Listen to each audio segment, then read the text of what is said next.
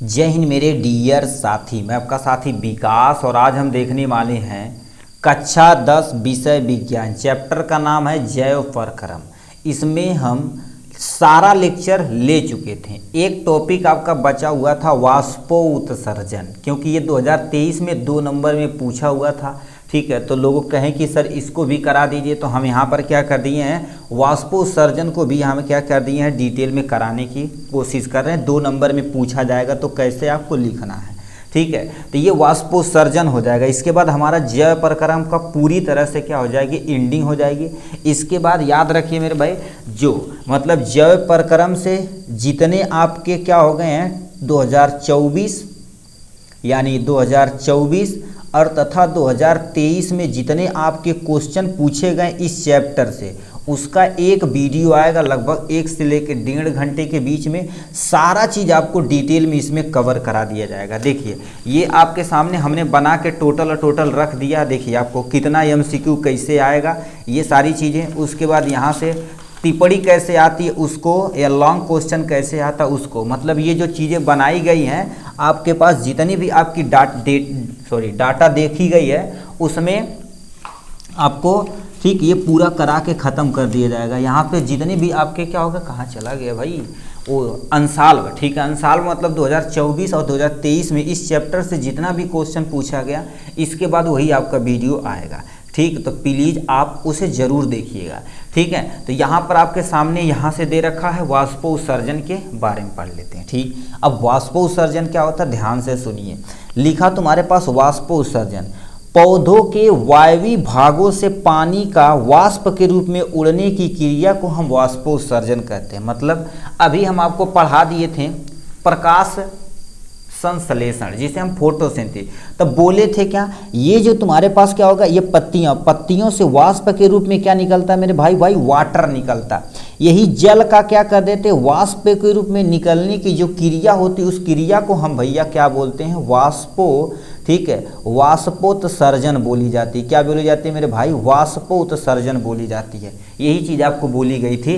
ठीक है, तो इसी को हम क्या करने वाले, देखने वाले। तो आपको आशा करते हैं परिभाषा समझ में आएगी। दोबारा सुनिए, पौधों के वायवीय भागों से जल का वाष्प के रूप में उड़ने की क्रिया को हम वाष्पोत्सर्जन कहते हैं। मतलब जो पौधों का वायवीय भाग होता है, जैसे चाहे तुम्हारे पास मोस्टली देखा जाए पत्तियों में जो रंध्र होता है उन्हीं के द्वारा होता है, और तुम्हारे पास होते हैं कुछ और होते हैं, जैसे लेंटिसेल का नाम सुने होंगे, इसके भी द्वारा वाष्पोत्सर्जन होता है।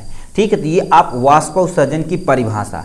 अब यानी पौधों में वह कौन सा स्थान है जहां से वाष्पोत्सर्जन की क्रिया होती है, तो लिखा वाष्पोत्सर्जन के स्थानों भी किसमें, पेड़ में। याद रखना, पेड़ पौधों में वाष्पोत्सर्जन कहाँ से होता है, तो आपको लिखना पड़ेगा किसके द्वारा, रंध्रों द्वारा होता है। दूसरा उपत्वचा मतलब जिसे क्यूटिकुलर बोला जाता है, मतलब जो लीफ होती है, पत्ती होती है, पत्ती को जो सबसे ऊपरी परत होती है उसे हम क्या बोलते हैं, क्यूटिकल बोलते हैं। ठीक है, जैसे पत्ती कोई देखे होंगे, जैसे आपको बता देते हैं ये क्यूटिकल कैसी होती है। यदि मान लेते हैं, किसको दिखाया जाए भाई, ये मान लेते हैं, देखिए इस पे ये आपके पास हो गया, इस पे देखा जाए तो एक पतली सी पन्नी होगी, आप उजाड़े होंगे कभी। ठीक है, इस पे देखा जाए, इस पे तुम पतली पन्नी सी उजाड़ोगे। ठीक है, तो हम बचपन में इसे उजाड़ लेते थे, गुजर नहीं रहा है। ठीक, यही जो पतली पन्नी होती है, तो ऐसे जो पन्नी पत्तियों पे पाई जाती है उसी को क्यूटिकल बोलते हैं। अभी उजड़ नहीं रहा है कहीं से, ठीक है, कहीं से उजड़ जाए बेटा, ठीक है, जिससे दिखा दें, आप समझ गए होंगे। ठीक है, जो कैसे यही जो पन्नी उजड़ती पतली सी, ठीक है, जो पतली सी पन्नी उजड़ती उसी को क्या बोलते हैं, क्यूटिकल। उसी तरह से पत्तियों पे पतली पन्नी रहती है जिसे हम क्या बोलते हैं, उपत्वचा बोलते हैं। उसी के द्वारा भी उस वाष्पोत्सर्जन होता है। दूसरा वात रंध्रों द्वारा, जिसे हम लेंटिकुलर ट्रांसपीरेशन बोलते हैं, यानी जो आपके लेंटिसेल होते हैं उसके द्वारा भी वाष्पोत्सर्जन की क्रिया होती है। ठीक है, तो ये आपके सामने रहा वाष्पोत्सर्जन के स्थान के बारे में। अब वाष्पोत्सर्जन से पौधे का कुछ लाभ भी है और कुछ हानि भी है भैया। ठीक है, अब लाभ क्या है, ध्यान से सुनिए। यदि मान लेते वाष्पोत्सर्जन नहीं होता तो जल तथा खनिज पदार्थों का परिवहन नहीं हो पाता। अब कहेंगे सर जी का बताओ थोड़ा, तू कोई टेंशन नहीं। देखिए यहाँ पर पत्तियों में से क्या हो जाता है, वो जल का वाष्प के रूप में निकलने से यहाँ पर पानी की कमी हो जाएगी, पानी की कमी हो जाएगी। Yes sir. अब बताइए यहाँ पानी की यदि कमी होगी तो नीचे से क्या होगा, जाइलम के द्वारा इसे खोल बोला जाए पाइला, जैसे बारात उरात में पानी, हमारे गिलास में पानी की कमी हो जाती है, कहते हैं पानी लाओ, पूड़ी लाओ, सब्जी लाओ, ये सब बोलते हैं ना, पे पनीर लावा, पनीर बड़का बड़का रखवाते हैं, है कि नहीं। तो यही चीज़ का रखा, इसमें वाष्प के रूप में जो पानी उड़ रहा है, ठीक है, पानी उड़ रहा, तो यहाँ पानी की क्या हो जाएगी, कमी हो जाएगी। जब पानी की कमी इस एरिए में होगी तो इसे पूरा करने के लिए क्या हो जाता है, नीचे से जाइलम लेकर आता है, जिससे हमारा पेड़ क्या हो जाएगा, ठंडा बना रहता है, ठीक है। तो यही चीज़ का होगा लाभ, क्या होता है, जल तथा खनिज पदार्थों का परिवहन ऊपर तक चला जाता है। बताइए, जल गया तो कार्बन डाइऑक्साइड वहाँ से वातावरण से आएगा, प्रकाश संश्लेषण होगा, भोजन बन के तैयार हो जाएगा। कितना बढ़िया। पौधों में तापमान का नियंत्रण करना, जो पौधे होते हैं उसमें जो वाष्पोत्सर्जन होते हैं उससे हम क्या कर देते, ताप का नियंत्रित करते हैं। जैसे मान लीजिए हमें बहुत ज़्यादा यदि गर्मी होती है तो हमारी शरीर क्या कर देती है, कहती है का निकाल, पसीना निकाल, पसीना निकाल, पसीना निकाल के हमें क्या कर देती है, अपने शरीर को आस्मो रेगुलेशन, थर्मो रेगुलेशन करा के क्या कर देती है, हमारे शरीर को ठंडा कर देती है। उसी तरह से पौधों में तापमान का निगमन कौन करता है, वाष्पोत्सर्जन के द्वारा ही होता है। फिर क्या लिखा, फलों में शर्करा की सांद्रता बढ़ाने के लिए वाष्पोत्सर्जन होता है। फलों में शर्करा, शर्करा मतलब चीनी, शुगर। अब बताइए, मान लेते हैं, देखिए शुगर यहाँ से, ठीक, मान लेते हैं, अब सिंपली क्या कर देते हैं, एक ऐसे कंटेनर लेते हैं जिसमें क्या कर दिए, जल तथा चीनी का घोल मिला दिए, जल तथा चीनी का क्या कर दिए, घोल मिला दिए, दोनों का जल तथा चीनी का घोल मिला दिए हैं। अब इसमें होता क्या, जल तथा चीनी के घोल में जल की मात्रा बताओ, जब वाष्पोत्सर्जन होगा जल क्या करेगा, धीरे धीरे निकल जाएगा, यहाँ चीनी बचेगा, तो ये जो सोल्यूशन रहेगा क्या हो जाएगा, मीठा हो जाएगा। उसी तरह से सेम टू सेम फलों में होता है, क्योंकि वाष्पोत्सर्जन की दर होगी तो जो भी जल रहेगा वाष्प के रूप में निकलेगा, वहाँ पर क्या बचेगा, शर्करा बचा रहेगा, ठीक।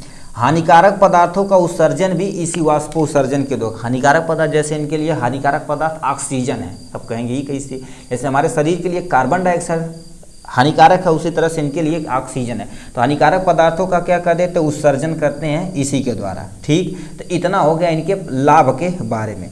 अब क्या होता है, वाष्पोत्सर्जन से प्रभावित करने वाले ऐसे कोई कारक हो गए जो इसे घटा भी सकते हैं, बढ़ा भी सकते हैं, ठीक। यानी तो यहाँ पर 3-4 चीज़ हमने लिखा है।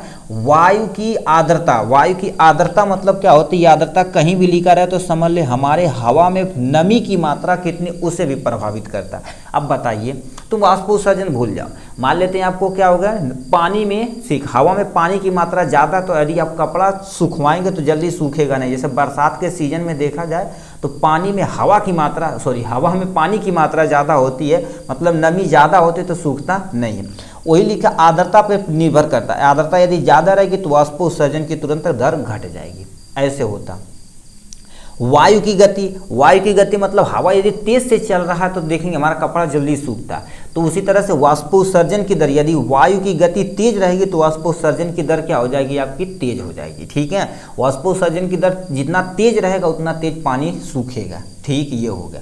तापमान, अब बताइए सबसे मेन इंपॉर्टेंट है, जैसे तापमान हमारे पास होती तो हमको बहुत ज़्यादा गर्मी होती है, जैसे गर्मी में बहुत गर्मी हो जाता था, ठीक, तो हम सूती कपड़ा पहनते हैं। तो यहाँ पर क्या रहा, जब यदि तापमान ज़्यादा रहेगा तो वाष्पोत्सर्जन की दर क्या हो जाएगी भैया, बढ़ जाएगी, क्योंकि पौधों को ठंडा रखना। देखेंगे पौधे यदि पूरा गर्मियों में देखेंगे मुरझा जाते हैं, क्योंकि वाष्पोत्सर्जन की दर बहुत तेज हो जाती है। अब तुम सोचो टेम्परेचर कितना, 40 से लेकर 50 डिग्री सेल्सियस हो जाता है। तो ऐसे बहुत सारे कारक हो गए। स्टोमेटा की संख्या, अब बताइए, ये पत्ती है तो जितना ज़्यादा यहाँ पर क्या रहेगा, ऐसे छेद रहेगा, उतना ज़्यादा वाटर इधर से सब जगह से वाटर ही वाटर निकलेगा, ठीक है, वाटर ही वाटर निकलेगा। तो वही चीज़ का रखा। अब स्टोमेटा की, यानी जितनी संख्या में स्टोमेटा रहेगा उतना ज़्यादा वाष्पोत्सर्जन होगा, जितनी स्टोमेटा की संख्या कम रहेगी उतना वाष्पोत्सर्जन की दर उतना ही कम होगी, ठीक है। तो यही आपको चीज़ बताना चाहते हैं, ठीक है। तो इस तरह से देखा जाए तो हमने पूरा डिटेल कवर में कर लिया, ठीक है, और इसका प्लेलिस्ट हमने बना दिया। प्लीज़ आप सारा एक सीक्वेंस से देखिएगा तो आपको बेनिफिट मिलेगा, ठीक। चलिए, वाष्पोत्सर्जन आशा करते हैं आपको समझ में आया होगा। चलिए, आज के लिए बस इतना ही, फिर मिलेंगे नेक्स्ट वीडियो में नेक्स्ट टॉपिक के साथ। तब तक के लिए bye bye and take care.